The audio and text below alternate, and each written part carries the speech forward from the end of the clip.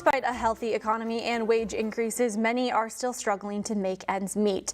Local financial professional Mark Triplett from Triplett-Westondorf Financial Group joins us now with lessons to help increase your financial health. Thank you so much for joining us today. Let's just start first. Why is there a month dedicated to financial literacy?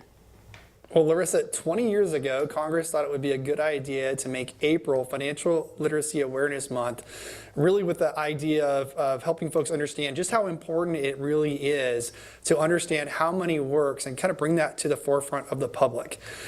When I was younger, it was kind of taboo to talk about finances, and maybe that's one of the reasons why 43% of Americans really struggle to pass a high school level financial literacy class test.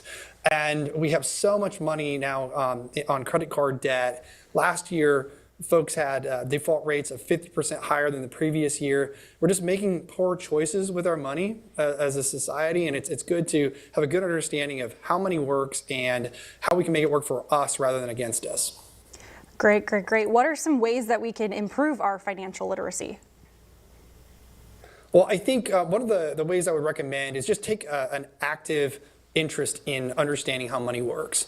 I think a lot of folks have a lot of different interests that hobbies and things like that, but this is one area of your life that you deal with every single day, and it's important to maybe educate yourself by listening to some podcast or perhaps read a financial article once a week or something like that on a topic that would be relevant to your life, like budgeting or saving money or investing, etc. And obviously, kind of with social media continuing to grow in popularity, would you recommend it as a good way to learn more about finance for people? Whether I recommend it or not, like 65% of Gen Z and 55% of millennials are already doing it, which is far more than Gen X and boomers.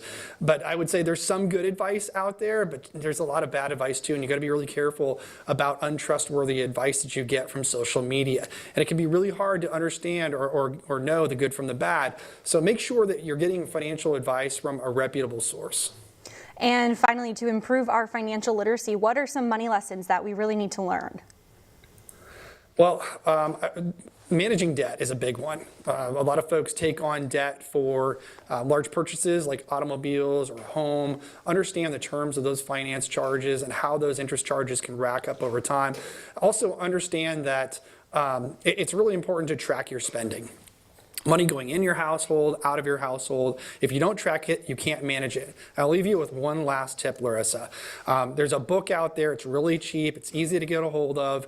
It was written back in 1926, but it's still relevant today. It's called The Richest Man in Babylon. It was written by George S. Clason. You can get it for about $6.99 on Amazon. Pick it up. It won't take long to read, and there are a lot of great principles of how to live below your means, save money, and invest it wisely for your financial future. All great advice. Thank you so much for joining us. Thank you for having me.